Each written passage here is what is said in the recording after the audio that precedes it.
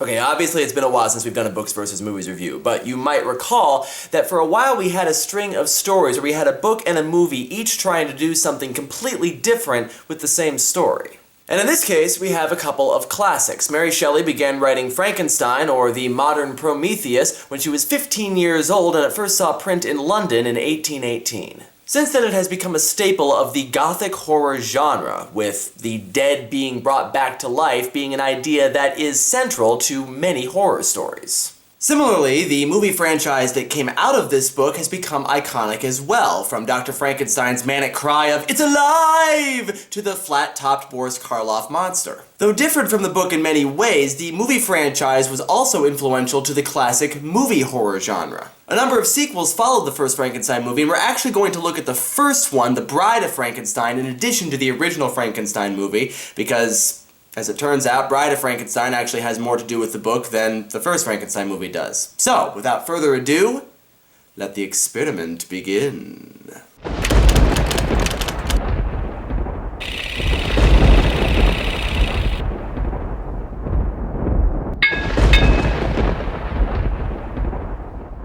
We begin with the man at the center of all this madness, Dr. Frankenstein. Book and movie both give us two very different levels of insanity with this character. The book Dr. Frankenstein, Dr. Victor Frankenstein, seems much calmer and much more sure of himself, at least at first. The book actually begins at the end of the story, with Dr. Frankenstein being found in the far reaches of the north, half frozen and exhausted from having chased the monster that he created, and the rest of the novel is him telling his story to the guy who found him. And he does so very eloquently and in a very calm, rational, and academic way, but as you really start to listen to his story, you get a sense of the quiet madness underneath his words. Not because the story is unbelievable, because by the end of the book we know that it's true, but because we know that Frankenstein was deeply, deeply traumatized by the events of the story. He's grown paranoid and completely obsessed with tracking down and killing this monster, and he continues to make stupid mistake after stupid mistake in this blind obsession. The movie Frankenstein, Dr. Henry Frankenstein, is quite a bit different. It's obvious from the beginning of the story that Dr. Frankenstein has grown obsessive and slightly paranoid. The story opens with his fiancée Elizabeth and his best friend Victor expressing concern with how obsessive Frankenstein has gotten, shutting himself away from everybody working on some big project. And when we finally do see Dr. Henry Frankenstein, we totally buy that he is obsessive to the point of madness because he's melodramatic as hell. He's got a wild look in his eyes, he's incredibly jittery, and his voice is loud and shaky. The funny thing is, though, that once he goes through his whole "it's alive" scene that is so iconic, he's actually pretty calm and level-headed for the remainder of the movie. And he maintains that level-headedness in The Bride of Frankenstein as well. It's really only in the opening scenes of Frankenstein that he seems like he's on the edge of madness. It seems like it's the idea and the obsession behind the idea that's driving him to that point, and so when it comes to actually teaching the monster how to walk and talk and so on, he's very calm and almost detached about it. Whereas in the book, it seems like the monster itself that's driving him mad. In fact, the whole book seems to be a portrait of this dumb kid who's in way over his head and doesn't realize it. He gets into this experiment without really thinking about the ramifications of what he's about to do. I mean, he creates this thing, he brings it to life, and then he's immediately repulsed by it. I mean, immediately. As soon as it starts moving around, he's like, "Oh my god, it's hideous, what have I created?" Which kind of begs the question, did you not look at your creation while you were actually creating it? And then he's given an opportunity to get this thing out of his life completely by creating a mate for him so he will have companionship, he'll get what he wants, and he will go away. And not only does he not do it, but he actually destroys the thing that he started right in front of the monster. Seriously, man. Seriously. Movie Frankenstein might be melodramatic and kind of annoying, but at least he handles the experiment with some degree of intelligence and some foresight of what he's getting into, and he goes about the whole thing with a level head. So, we have two largely unlikable characters here. Victor Frankenstein just seems like an idiot most of the time, and Henry Frankenstein is melodramatic as hell. But the thing is that while it is easy to dismiss Victor Frankenstein as just being kind of an idiot who keeps screwing up, I think his character is a lot more complicated than that. Victor Frankenstein gets this idea in his head and becomes so utterly obsessed with it that he doesn't take the time to stop and think about what he's doing. Someone with that level of obsession is probably not entirely sane, and we see that same level of obsession later when he becomes obsessed with tracking down and killing the monster that he created. Frankenstein is a tragic character, and that obsession is his tragic flaw, whether it's an obsession with his creation or an obsession with killing his creation. And I think that at the beginning of the story, the obsession with this idea of creating life after death so drove him to the very edge of madness that actually seeing this cobbled together human getting up and actually walking and talking just pushed him over the edge. That's the point in the story when he becomes feverish and starts losing time, and he doesn't actually teach the monster how to live like a human because his obsession didn't give him the opportunity to think about anything after the end result of the experiment. He suddenly realizes as his creation comes to life that what he has done is completely unnatural, and I think he makes the decision right then and there to kill the monster. He's just too afraid to at that point. He then spends the entire rest of the story with this obsession to kill his creation, and in the end he cannot reconcile that obsession with the rational decision to actually give the monster what he wants. And really the morality of that decision is pretty ambiguous. There's no telling whether or not the creation of a mate for the monster would have solved the problem. It backfired pretty badly in the movie after all. But really once he completes that initial experiment, there's no way that he can be completely happy until he undoes what he did. He has passed the point of no return. Movie Frankenstein, more sensible though he is, isn't nearly as interesting or complex as a character, and it's that interest and complexity in Dr. Victor Frankenstein that, at least in part, gave the book its impact. So I'll give Dr. Victor Frankenstein the point here. Seems to be working. He's learning to see the complexity of character and to read beyond the assumptions of the page. Excellent. So far, so good. Let's continue by looking at the other mayor player in this story, the monster.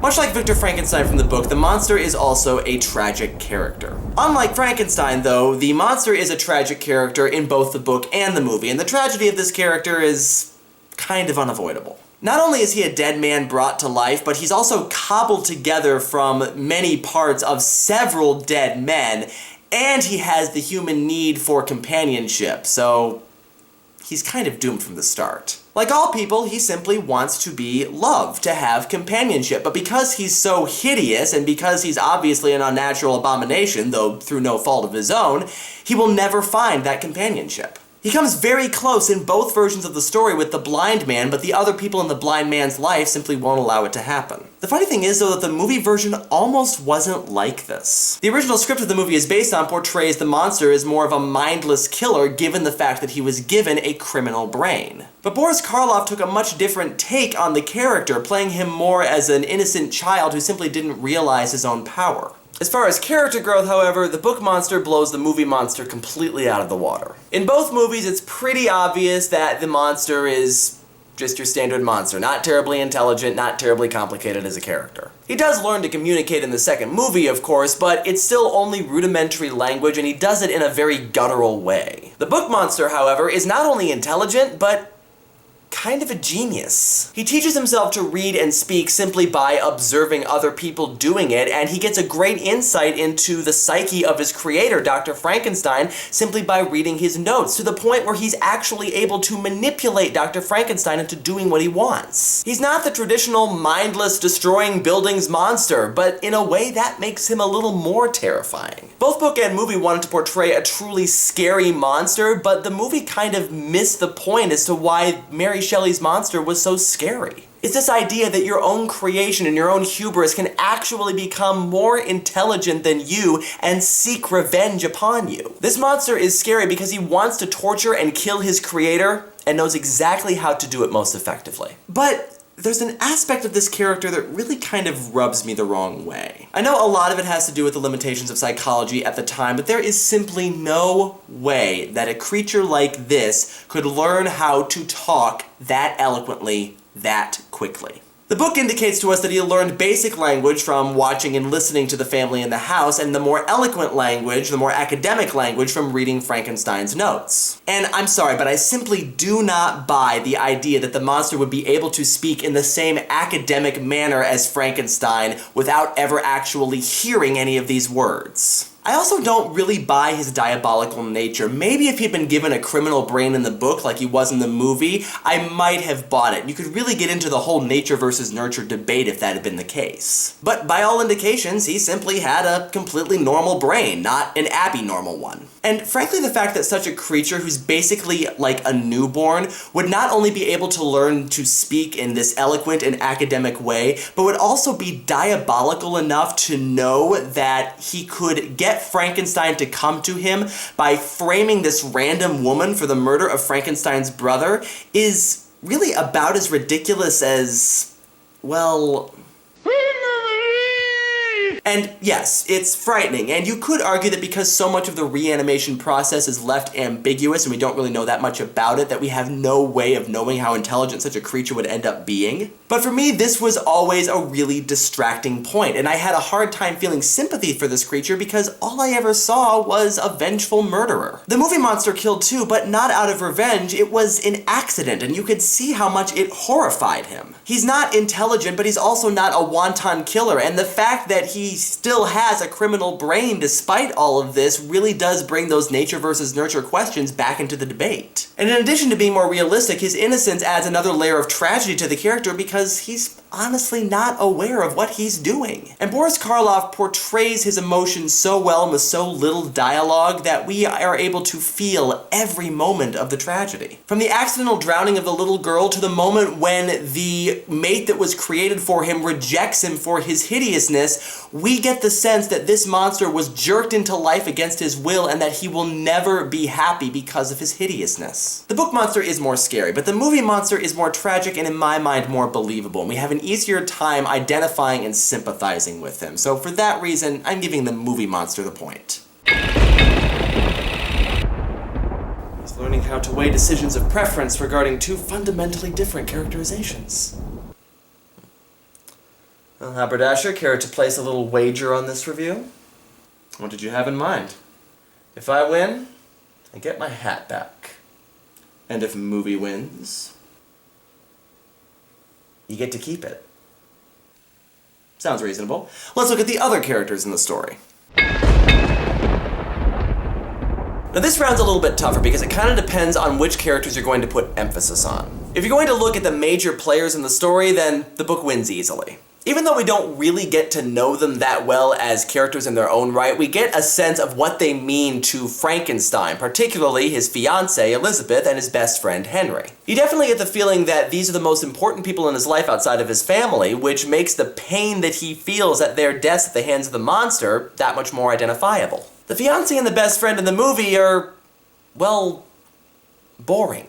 I mean, you could pretty much write them out of the movie completely and not lose anything in the story for how much personality they have. And Fritz, Frankenstein's humpbacked assistant, is just kind of an idiot. I mean, he purposely taunts a creature who he knows full well is fully capable of ripping his head from his body, and really for no reason. He's an idiot and a bully and basically just exists to provide a way for the monster to escape. The characters in the second movie are a lot better, though still not great. The doctor who comes to help Dr. Frankenstein and encourage him to continue his experiments with reanimation is just kind of a throwaway character, and the frame story they use in that movie is odd. In Bride of Frankenstein, we actually start with the character of Mary Shelley herself telling the story of what happened after the monster died in the windmill fire, which is kind of weird considering that that windmill fire didn't take place in her book, and also the fact that Bride of Frankenstein contains more plot elements from the original book than the original Frankenstein movie does. However, what the movie lacks here, it easily makes up with its more minor characters. I really like Frankenstein's father in this picture. He easily has more personality than anyone else in the movie, and he's the only character who's not melodramatic as hell. He's a fussy old curmudgeon, but you can see that he's also genuinely worried about his son.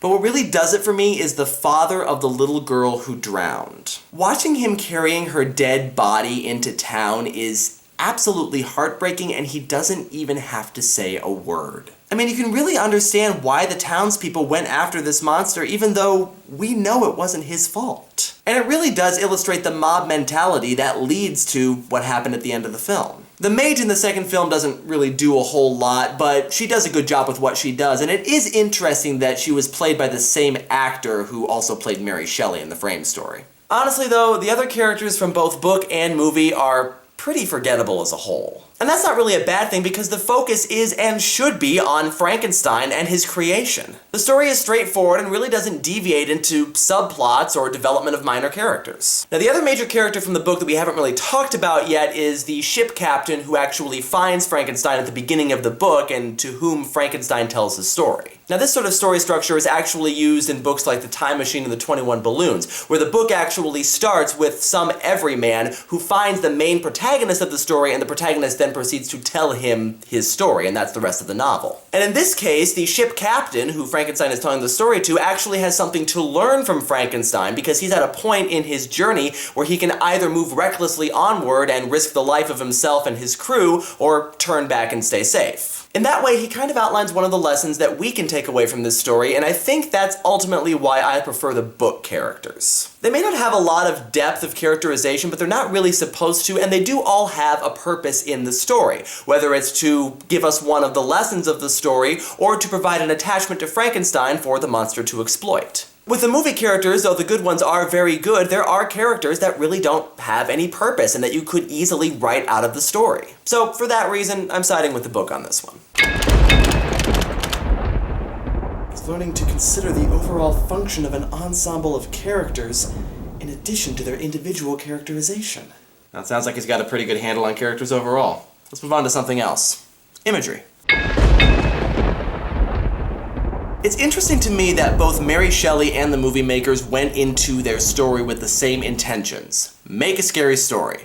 But they both went about it in completely different ways. Mary Shelley's intention was to present a scary idea, something that was so frightening and yet so plausible that it really made people stop and think. Whereas in the movie, the fear comes mostly from the imagery, the darkness of the picture, the tension that they create, and the very real seeming and plausible danger that the Boris Karloff monster presents. Both stories have sort of a cryptic mystery about them. Dr. Frankenstein reveals very few details of his experiment when he's telling the story, but we don't really need to know those details because Mary Shelley was basically banking on the fact that medical technology is continuing to advance, and so the idea that someday we might find a way to reanimate dead tissue wasn't that far-fetched. In fact, Frankenstein is often considered one of the earliest sci-fi stories for that very reason, and she accomplishes this by making Dr. Frankenstein completely legit. You can tell by the way he speaks that he is fully educated, very scholarly, very intelligent, and completely capable of pulling this sort of thing off. You can also sense his passion for the idea, and in many cases, his recklessness. Even though he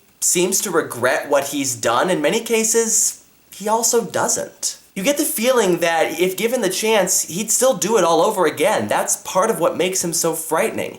It's a level of hubris that we do often see in very intelligent members of the scientific and medical field. The movies aren't nearly as intelligent with this. The imagery basically exists to frighten you with scary monsters rather than scary ideas. Now, I will be the first to admit that the movie's imagery doesn't always hold up today. There are a lot of weird cuts and camera angles going on that are usually more distracting than frightening. You can definitely tell that this was a picture that was still being made around the time when people were still figuring out how to edit, but for all that, there is a lot of creative imagery going on here. And quite honestly, this is the type of movie you want to watch in the dark on a big screen. And it's important to remember that years and years of cinema has upped what we find shocking by a considerable amount. Like, back in that time, the scene where the monster drowns the little girl was so traumatizing it was actually cut from the original movie. So you can see how at that time a lot of that imagery would come off as pretty frightening. But I also think that the movie really honed in on the tragic nature of the story more than the book did simply because of Boris Karloff's portrayal of the monster. The book really becomes bogged down in the words at times, and I realize that that is kind of necessary given Frankenstein's academic nature in telling the story, but it does get pretty long-winded at times. The movies are very visual and are able to convey a lot with very little dialogue. In fact, the first movie would have worked really well as a silent film. Boris Karloff's monster has no lines in the first movie and very few lines in the second movie, but we still get the sense of his character and his tragedy simply through his expressions and his acting. Because of this, I find myself drawn more to the movie's imagery than I do to the book's imagery, which logically means that the movie has the better imagery. Cheesy though it can be sometimes. He's learning to weigh the power of words against the power of images. He's almost ready. You know, E.T., I have to admit I wasn't expecting it to be this close. Me either. Care to up the ante on our little wager? What did you have in mind? Another hat? No. I was thinking more along the lines of him. E.T., what are you doing? What do you say? I win, and we get to use him and his new abilities. And if you win, he belongs to me. Are you out of your mind, E.T.? Relax, Ed. I know what I'm doing. What do you say, Haberdasher? Do you really think the stories told in these two movies can stand up to Mary Shelley's book? Let's find out, shall we? Story for the win. No. Don't! As we've already seen, both book and movie have some pretty serious strengths and weaknesses. The movies definitely show us the more sympathetic side of the story, particularly Bride of Frankenstein, where we get to know the monster a little bit more and get to watch him develop. The monster really isn't frightening in this version of the story, but he's not really supposed to be. They could have made him a really frightening character, but they decided to make him more of a tragic character, which really opened up a whole new level of sympathy and sadness to the story. The book gives us that too, but it also shows the monster as just that. A monster. A diabolical and intelligent monster to be sure, but still a monster. He's a menace who has absolutely no qualms about killing innocents to get back at Frankenstein. And while that's interesting in its own way, it really kind of overshadows the tragedy of the character and his story. I'll admit that the first movie, just on its own, really didn't do a whole lot for me. I felt bad for the monster, but aside from that, there really didn't seem to be a whole lot to this story, and most of the ideas from Mary Shelley's novel were in Boris Karloff's acting and his expressions. In Bride of Frankenstein, though, they really kicked it into high gear and really started to explore the tragedy of being such a creation, of being yanked into life against his will, and being completely rejected by society simply because he's hideous and an unnatural abomination. It explored Mary Shelley's themes and even went a step further with them and showed us how even another creation like the monster couldn't stand the hideousness of the monster. The book tells a different story, more of a cautionary tale against the dangers of hubris, while also exploring those same themes about the nature of humanity. What's interesting to me is that in the novel, both Frankenstein and his creation really blur the line of what it means to be a man or a monster. Dr. Frankenstein seems like a good man overall, but he has this insatiable desire to play God, and he turns on his creation almost instantly, never showing him any sort of warmth or compassion. I mean, to give movie Frankenstein some credit, he did at least try to help the monster. And even though he continues to claim that it's for everyone's safety, he shows an incredible amount of cruelty towards the monster by destroying the mate that he created for him right in front of him. And that's the tragedy of both of these characters. Their hatred for each other is absolute, and neither of them can stop themselves even though they know it's affecting those around them. We don't feel sorry for them like we do in the movies, but we're not really supposed to. We're supposed to look at the choices they're making, be scared shitless by them, and resolve not to do the same thing ourselves. So once again, we've got two different stories going through two different things, and neither message on its own is inherently better than the other. They both just took the same basic idea and looked at it in two different ways.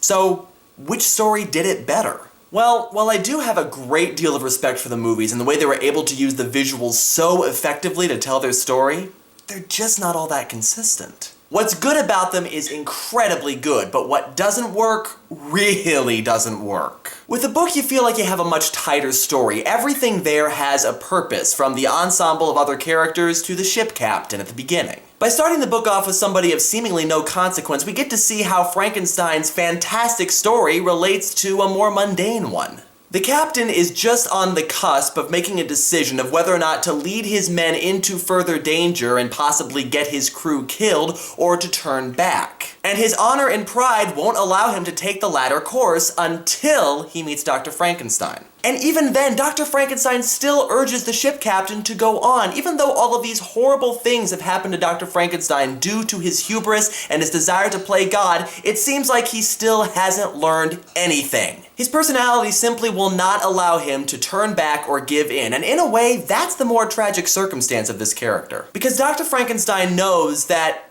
he'll never be happy, even if he does get his revenge. He'll never be satisfied, he's already past the point of no return, and yet, he would do the same thing all over again. So the frame story of the book did actually have a definite purpose in enhancing the story, while the frame story in Bride of Frankenstein just seemed unnecessary and strange, especially given that, as we've said many times already, the sequel movie had more to do with the original book than the original movie did. So even though the movies did a great job in telling a compelling story, the book just told its story better. No fluff, no unnecessary characters, no strange, bizarre scenes, just the straightforward story, making it, in my mind, the better story.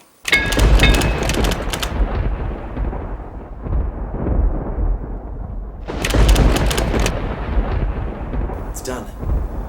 He's learned to compare two fundamentally different takes on a story, weigh the pros and cons, and decide which one does the better job. Yes, but did it work?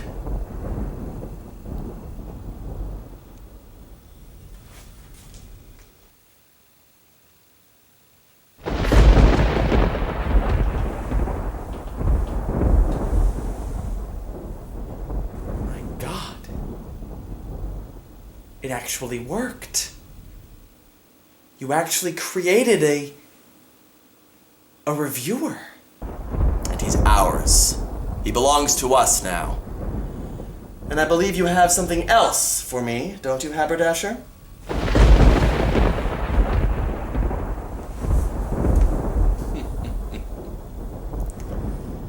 Did you really think that I would give him up so easily?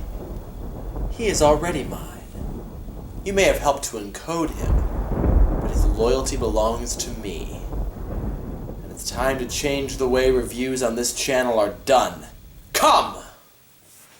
No! You don't have to go with him.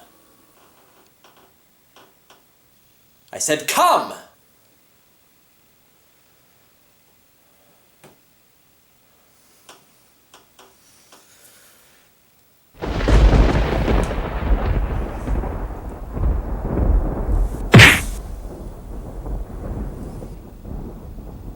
I don't even want to know.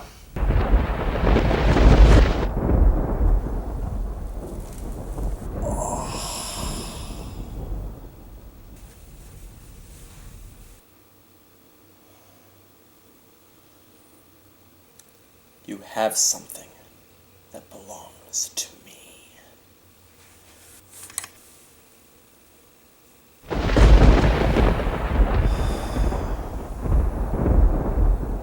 That's better. How is he? A little dazed, but he seems fine. We just need to keep him away from Haberdasher. That shouldn't be too hard. Let's lock him away and...